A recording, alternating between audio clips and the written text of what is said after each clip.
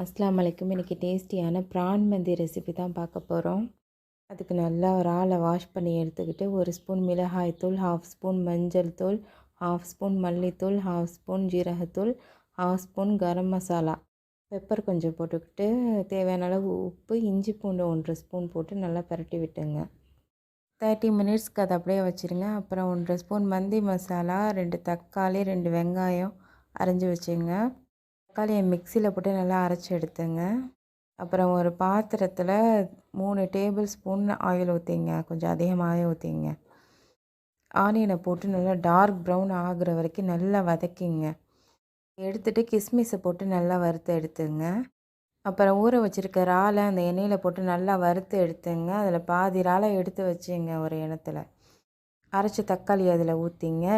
2 spoon இஞ்சி பூண்டு போட்டுங்க. இந்த மந்தி மசாலாவை அதில் ஆட் பண்ணிங்க. நான் 1/2 கேஜி ரைஸ் எடுத்திருக்கேன். அதுக்கு 4 டம்ளர் தண்ணி ஆட் பண்ணிக்கிறேன். சீரக சம்பா ரைஸ் எடுத்திருக்கேன்.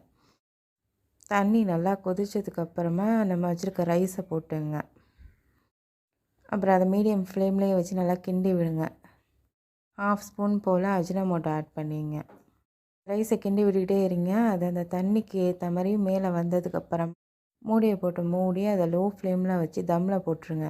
தம்மில் போட்டு 10 மினிட்ஸ் கழித்து ஓப்பன் பண்ணி பார்த்தீங்கன்னா நல்லா உதிராக வந்திருக்கும். அதில் நெய் ஊற்றிங்க. நெய் ஊற்றிட்டு நம்ம வச்சுருக்க ட்ரை ஆனியன்ஸை மேலே போட்டு அதை மூடி வச்சுருங்க. அதுக்கப்புறம் 2 பீஸ் கறியை அடுப்பில் வச்சு அதை நெருப்பாக்கி ஒரு கிண்ணத்தில் அந்த கறியை வச்சு 1 ஸ்பூன் போல் நெய் விட்டு அதை மூடி வச்சுருங்க. 2 மினிட்ஸ் கழித்து ஓப்பன் பண்ணிங்கன்னா நல்லா டேஸ்ட்டான மந்தி ரெடி ஆகிடும்.